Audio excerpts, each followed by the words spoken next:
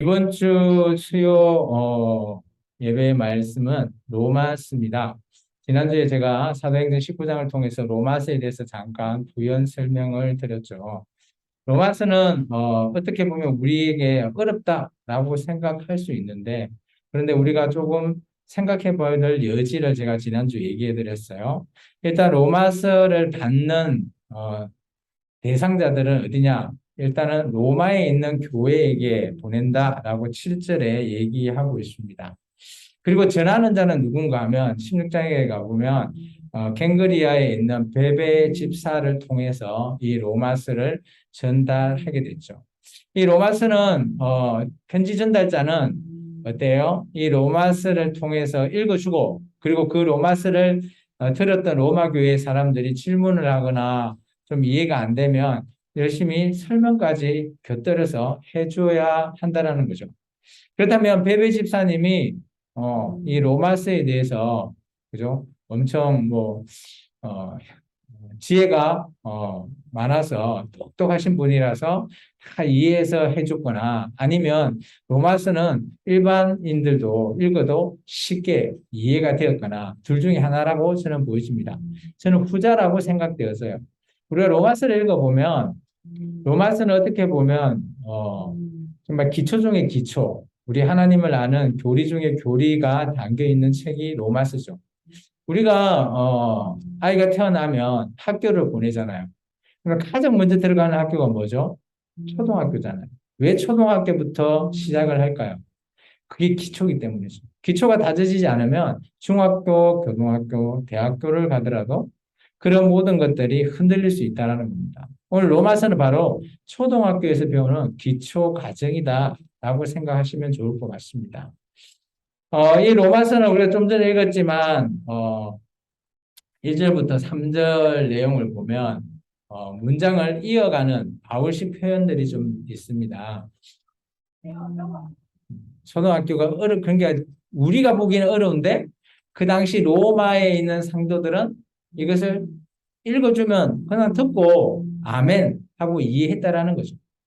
그 정도의 수준이면 그 성도들이 수준이 높은 건지 아니면 그 당시에 이런 환경을 잘 알고 있는 또 이런 내용을 잘 평상시 접어서 알고 있기 때문에 그럴 수도 있어요.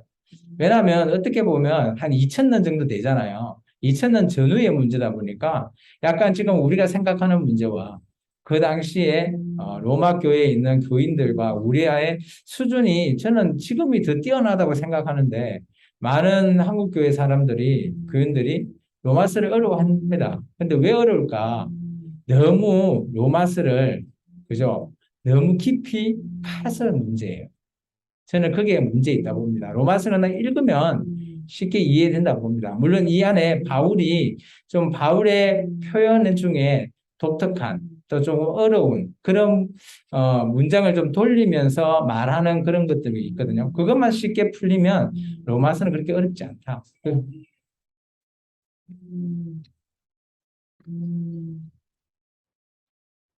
없어요? 저 16장 1절에 보십시오. 네. 그리고 나서, 오늘 보시면, 질문을 이제 잠깐 멈추겠습니다. 제가 지금 시간이 없네요. 우리 1절부터 3절에 보면, 이렇게 바울은 얘기하고 있습니다. 그래서 좀 바울은 이렇게 얘기하면서, 나는 하나님의 복음을 위하여 택정함을 입었다. 이 복음이 뭐냐? 하면서 이 복음은 2장에 넘어가죠. 이 복음은 하나님이 선지자를 통해서 그의 아들에 관해 성경에 관해 미리 약속한 것이 복음이다. 풀어주죠. 그리고 나서 그의 아들이 나왔죠. 그의 아들이 또 누구냐? 3절에 그의 아들에 관하여는 말하면 육신으로는 다윗의 혈통이고 그리고 성결의 영으로는 죽은 자 가운데서 부활하신 어때요? 우리가 잘 알고 있는 하나님의 아들로 선포되었었던 우리 주 예수 그리스도시다. 이런 식으로 복음 아들 그죠? 그리고 이 뒤에 그 아들은 누구다? 예수님이다. 이런 식으로 연결한 사슬 구조의 문장을 다루고 있습니다. 첫도에 이런 그 부분이 바울이 서신서를 통해서 우리가 좀 살펴볼 수 있습니다. 그리고 여기서 복음의 요약이 그러면 뭐냐? 우리 1절부터 7절은 어떻게 보면 로마서의 그 말 그대로 요약 설명, 요약되어 있는 이게 로마서는 이렇다라는 것이 1절에서 7절 내용만 이해하면 로마서는 다 아는 겁니다. 그 1절, 7절의 내용이 뭡니까? 첫 번째, 성경에서 미리 약속한 하나님의 아들이 있다. 그 아들이 누구냐? 다윗의 혈통으로 그리고 또 성령으로 죽은 자 가운데서 부활하신 분. 그분이 누구다? 하나님 아들 예수 그리스도다. 근데 여기서 끝난 게 아니라 이 복음을 증가하는 자가 누구다? 바로 지금 있는 너와 나. 이게 로마 교회와 지금의 우리들까지 모든 이방인들에 관해서 이 로마서를 내가 준다라는 겁니다. 그러면 오늘 로마서는 바울이 무엇을 말하려고 하는 거죠? 바로 예수님의 소개잖아요. 그래서 우리가 로마서를 읽을 때, 아, 이것은 예수님을 소개하는구나. 이것을 꼭 기억하시기 바랍니다. 그러면 복음의, 이제 요약을 했으면 이제 복음을 시작하죠. 복음의 개요. 개요가 바로 8절부터 17절까지입니다. 이게 8절에서 17절은 대략적으로 복음은 이런 것이다라는 것을 소개하고 있는 장입니다. 그것을 제가 좀 미리 소개하면 이렇죠. 복음은 어떻게 보면 온 세상에 전파되는 것. 이것에 대해서 바울은 감사하게 말하고 있고요. 그 와중에 바울은 이런 복음이 어디까지? 저 스바나까지 갔으면 좋겠다. 딴 것이죠. 왜 그럴까요? 하나님께서 우리 사도행전 1장 8절의 말씀 있죠. 그죠? 그죠? 땅 끝까지 복음이 전파되는 그것을 생각해서 해가 그 당시 해가 지는 에스파니아, 스바나까지 가면 주님이 오실 것이다. 라는 계획을 바울은 가지고 있을 거예요. 그리고 이제 바울은 여기서 이제 중요한 게 뭔가 하면 신령한 은사를 내가 나눠주기를 원한다. 이게 여기서 들어가면 신령한 은사? 이게 뭐지? 우리는 막 그게 신비주의적인 거 이런 걸 막 생각하잖아요. 근데 여기서는 신령한 은사가 바로 그 밑에 나옵니다.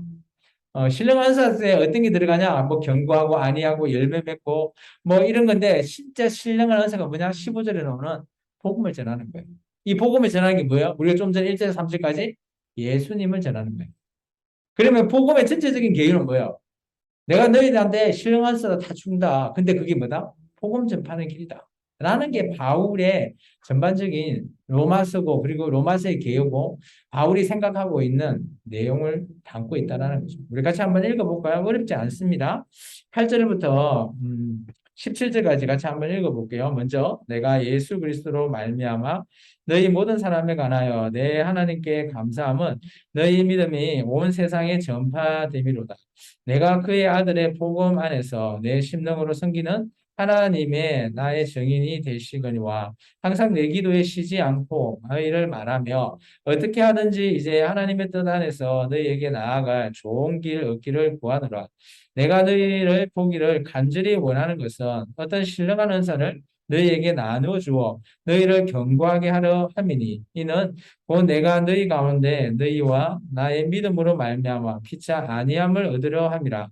형제들아 내가 여러 번 너희에게 가고자 한 것을 너희가 모르기를 원하지 아니하노니 이는 너희 중에서도 다른 이방인 중에서와 같이 열매를 맺게 하려 함이로되 지금까지 길이 막혔도다.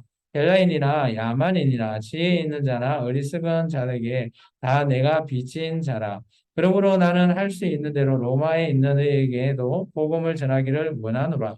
내가 복음을 부끄러워하지 아니하노니 이 복음은 모든 믿는 자에게 구원을 주시는 하나님의 능력이 됨이라. 먼저는 유대인에게요, 그리고 헬라인에게로다. 복음에는 하나님의 의가 나타나서 믿음으로 믿음에 이르기는 하느니 기록된 바 오직 의인은 믿음으로 말미암아 살리라 함과 같으니라. 아멘.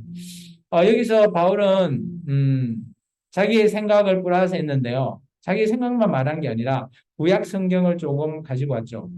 우리 마지막 17절 옆에 빈 곳 있으면 하박국서 인용이라고 좀 적어주시면 좋겠어요.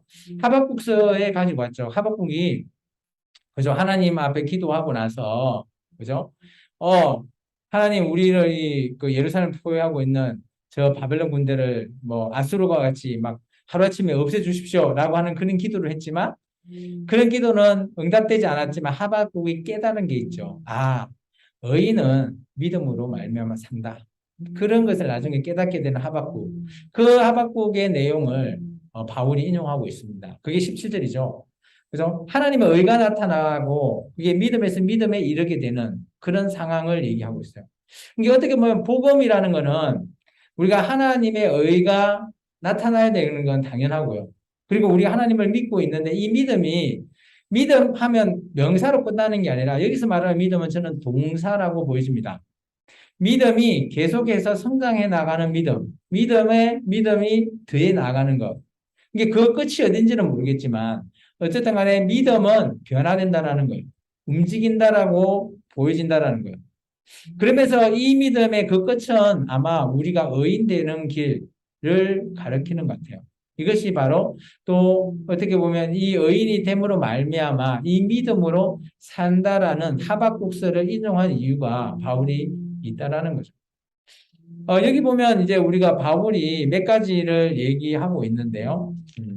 복음은 어떻게 전해지냐라는 것에 대해서 좀 얘기하고 있는데요. 우리 14절에 보면 헬라인이나 야만인이나 지혜 있는 자나 어리석은 자 나오죠. 그죠? 여기 야만인은 누구예요? 여기 보면 야만인은 우리 나라주 있나요? 헬라어를 사용하지 않는 사람이에요.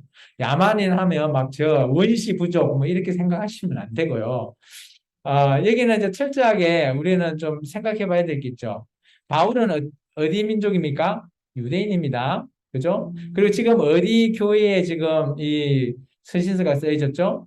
로마 교회예요. 로마 교회는 물론 로마 당시 헬라어도 많이 사용했겠지만 헬라어를 쓰지 않는 사람도 있을 겁니다. 이제 그런 사람들 전체를 고루 말하고 있는 거예요. 그래서 이런 부분 헬라인이나 야만인이라 하면 또 오해를 없으시기를 바라고요.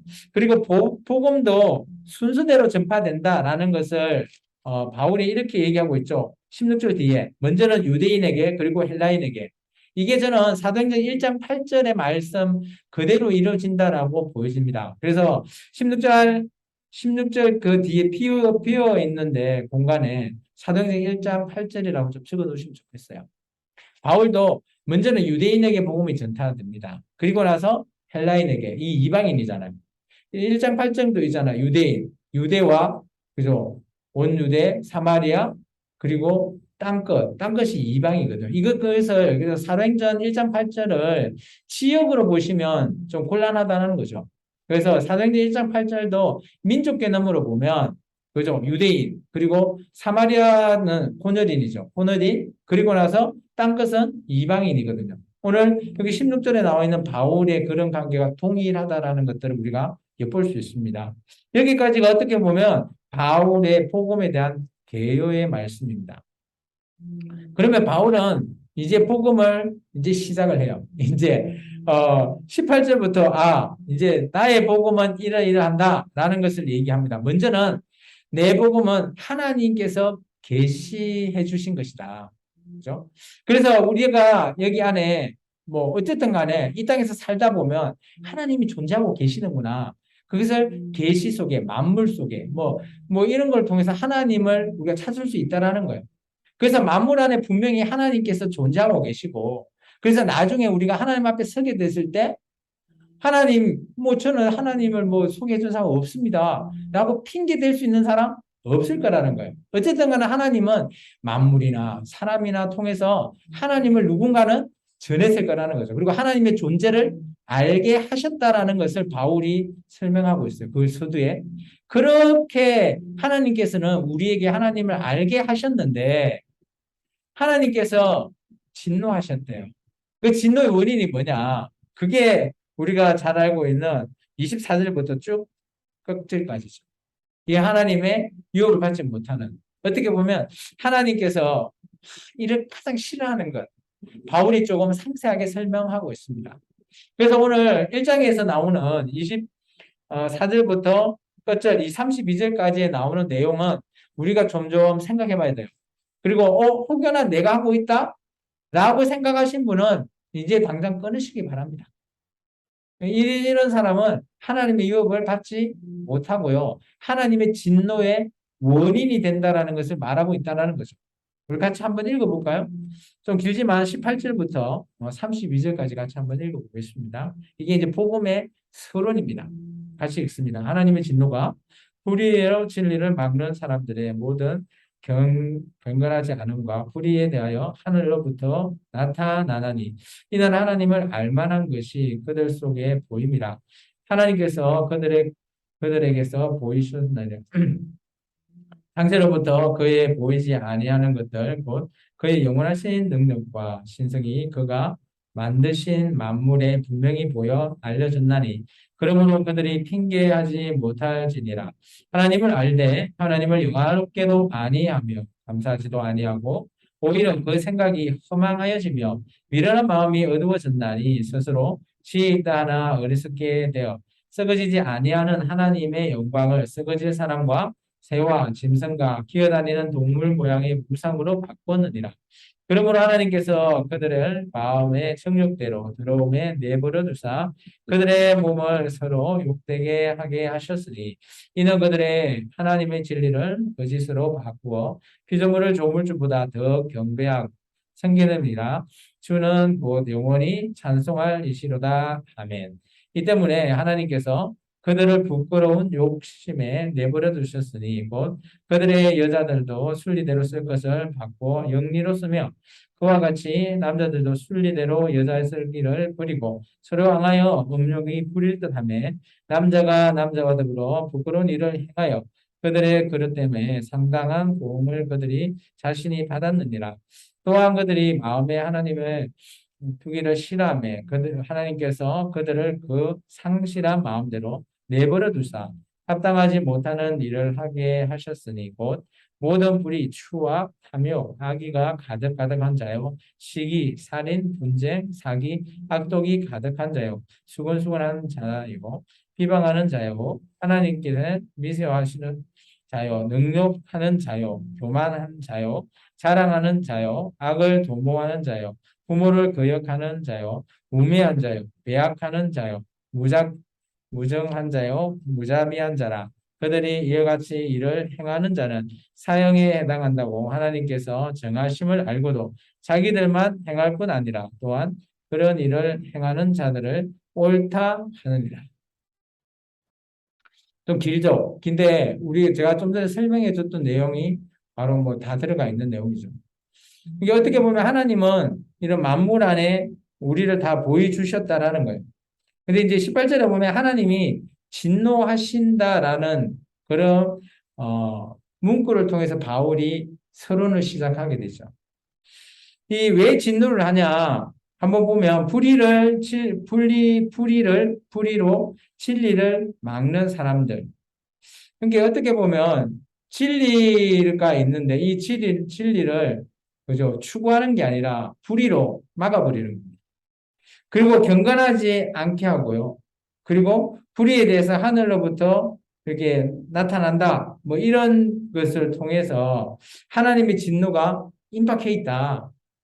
라고 바울이 서론을 띄우고 있는 거예요. 여기서 보면 이제 하나님께서는 너희가 하고 있는 그런 모든 그런 이제 나쁜 짓이 하나님 앞에 진노의 대상이 될 것이다라는 거예요. 그러면서 그거에 대해서 나는 하나님을 알지 못해요.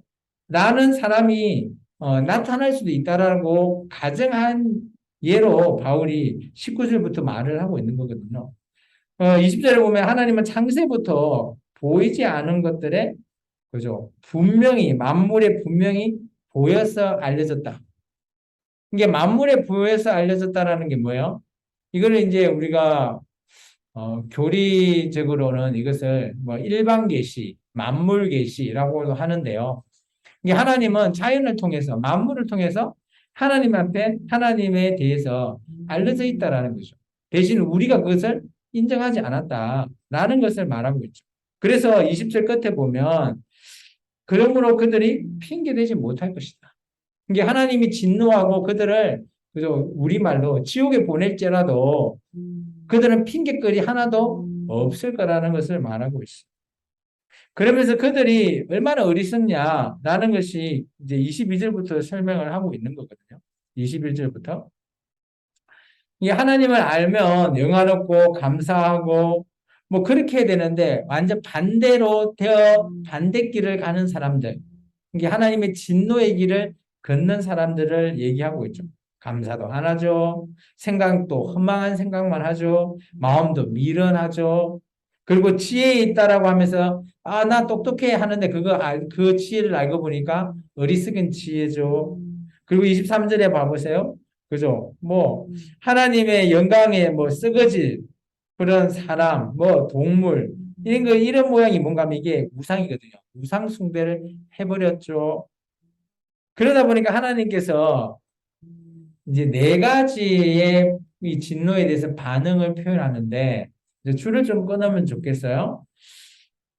내버려 두사라는 표현이 있죠. 24절에 내버려 두사, 들어오면 내버려 두사. 26절에 욕심에 내버려 두셨으니 28절에 상실한 마음대로 내버려 두사. 내버려 둔다라는 표현이 뭘까요? 이게 신학 용어로는 한 단어로 이렇게 얘기합니다. 유기라고요. 하나님께서 그래 네 마음대로 해봐 라면서 내버려 둡니다. 좀 전에 얘기했던 20절부터 23절은 하나님께서 어때요? 그들 그렇게 행하는 것들에 더러운 것에 그냥 내버려 둬버려요. 그래 우상 숨기고 이런 거 그냥 네 마음대로 한번 해봐라 하면서 내버려 주시는 겁니다. 그리고 이제 25절에 보시면 그죠? 하나님의 진리를 거짓으로 바꾼 이게 어떻게 보면 이단 같은 거죠. 피조물의 조물주보다 더 경배하는 이거는 우상 숭배인데 이 당시 로마에는 황제 숭배하는 그런 것이 있어요. 그래서 이게 여기서 말하는 피조물을 조물주보다 더 경배한다라는 게 황제 숭배라고 보시면 되고요. 그렇게 하는 사람들은 뭐예요? 어떻게 보면 자기 안 죽으려고 하는 욕심이죠. 그래서 26절에 보면 그들은 부끄러운 욕심에 그냥 내버려뒀다라는 그거에 대한 하나님의 두 번째 반응이에요. 세 번째는 이제 상실한 마음으로 내버려두는 건데 여기는 우리가 조금 주목해 봐야 될 것이 있어요. 잘 한번 봐보십시오. 26절 하반절부터 여자들도 순리대로 쓸 것을 바꾸어 영리대로 쓰고요. 남자도 순리대로 아니고 바꿔 쓴다. 이건 뭐 같아요? 그죠? 동성연애 같죠? 이런 것들 하나님께서 그 마음 그대로는 내버려 둔대요. 그리고 또 한 번 더 이제 우리가 또 주목해야 될 것, 그 밑에 것. 그죠? 불의, 추악, 탐욕, 29절부터 쭉 나오죠. 살인, 시기, 뭐. 이거는 우리가 일단 일반적인 사회생활을 하면서도 범죄라고 하는 범주에 포함되어 있는 겁니다. 이런 것들이죠. 악이 가득하고 수근수근하다. 수근수근하다가 뭔 뜻 같아요? 요즘 같으면 저는 이렇게 생각합니다. 예? 뒷담화 까는 거 뭐 그럴 수 있는데 그거를 요즘 단어로 표현하면 저는 이렇게 생각합니다. 가짜뉴스. 그런 것 같고요. 비방하는 거, 그리고 하나님을 미워하는 거, 능욕하는 거, 뭐 이런 것들, 그죠? 부모를 거역하는 자도 있대요. 이 줄을 한번 끊어야 되지 않을까요? 부모 거역하면 안 된다. 이런 사람들은 우매하고 배약하고 뭐 무자비하는 자다라고 얘기합니다. 그래서 이런 자들이 어때요? 이런 자들이 자기가 잘못하고 있는 자기는 사형에 해당된다는 것을 알면서도 어때요? 그냥 내버려 두세요. 내 마음대로 할래요. 라고 말한다라는 거예요. 그래서 하나님께서 이게 참 얼마나 답답하시겠어요. 그래서 바울은 복음을 처음 시작할 때 예수님을 먼저 요약해서 설명해 주고 이제 딱 막상 들어갈 때 죄라고 하는 여기서 이제 로마서를 보면 죄라고 하는 이 놈을 바울은 특이한 표현을 많이 쓰고 있습니다. 그 가장 시작을 이러이러한 죄가 바로 우리가 1장에 있는 여러 가지 죄를 얘기하고 있어요. 유기의 대상이 되는 그런 죄. 그래서 오늘 우리가 로마서를 통해서 어떻게 보면 이런 얘기를 들으면 좀 딱딱하긴 해요. 어떻게 보면. 그렇지만 이런 내용들은 우리가 생활할 때 꼭 필요한 거죠. 우리가 대한민국 헌법에도 보면 올해 뭐 개정된 부분이 많죠. 그 중에서 하나가 도로교통법도 많이 개정이 돼서 법이 좀 바뀌었잖아요. 우회전하고 하는 것들 기존같이 하면 이제 스티커도 묻고 벌금도 물어야 되잖아요. 마찬가지죠. 이런 거는 생활을 해 나가면서 지켜야 될 그런 법들이에요. 그러다 보니까 그것을 벗어나면 뭐 가테로를 물리거나 아니면 더 심한 거면 하면 그저 범죄자가 되어버리는 거잖아요. 이게 오늘 바울이 말하고 하는 것이 그거예요.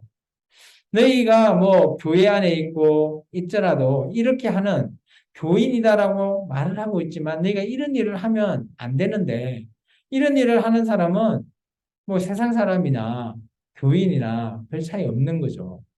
그러니까 이런 사람은 하나님께서 진노의 대상이다 밖에 될 수 없다라는 거죠.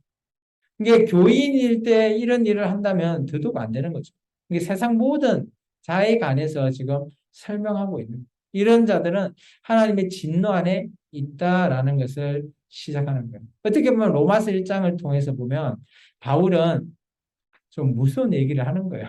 야, 너희 죄 짓지 마라. 라는 표현입니다. 로마서 1장을 한 세 가지 정도로 제가 한번 적용해보면 어떻겠나, 라기를 제가 좀 한번 정리를 한번 해봤습니다. 이제 제가 말하는 거는 좋은 쪽으로 한번 적용해보자라는 거죠. 첫 번째, 바울이 로마 교회에게 이렇게 했죠. 내가 너에게 신령한 은사를 내가 주겠다. 받아라. 그 신령한 은사, 오늘 우리도 받기를 원합니다. 두 번째, 하나님의 진노의 원인의 일을 하지 말라. 너 이제 배웠으니까 하나님이 이래 하는 일을 싫어하신다. 하지 마라 하는 것 시켜라는 거죠. 구약도 마찬가지 아니에요? 율법에도 하나님께서 해라, 하지 말라. 뭐 해라는 것만 하는 게 아니라 하지 말라 하는 것도 안 해야지 그것이 율법의 완성이 되는 거잖아요. 마찬가지 이런 하나님의 진노의 원인 되는 것 하면 안 된다라는 것을 말하고 있습니다. 그게 그것이 이 당시나 지금 우리에게나 비슷하다라고 저는 보여집니다. 세 번째, 하나님이 내 마음대로 살게 내버려 두는 것, 이것도 하나님의 진노의 표현이라. 이 사실 꼭 기억하셔야 돼요. 야, 내가 교회 다녔는데 내 마음대로 예배 드리고 내 마음대로 기도해도 난 잘 먹고 잘 살더라. 그 문장 중에는 우리가 꼭 기억해야 될 게 있죠. 하나님은 다 보고 계시지만 내 마음대로 거기에 대해서 하나님의 좋은 쪽으로 가면 얼마나 좋겠어요. 하나님이 기뻐하시겠지만 그렇지 않더라도 내 마음대로 하니까 뭐 이래 해도 되대? 뭐 별일 없어. 그때 우리가 조금 경각심을 가져야 된다는 거예요. 내 마음대로 할 때 이것 또한 하나님의 진노의 표현일 수도 있다는 게 로마서 1장의 말씀입니다. 그래서 하나님께서는 우리 내 마음대로 하게 내버려 두는 것, 그것도 하나님의 진노의 표현이다. 기쁨의 표현이 아니라 진노의 표현이라는 사실을 꼭 기억했으면 좋겠습니다. 기도하겠습니다. 주님 감사합니다. 오늘도 주님 앞에 귀한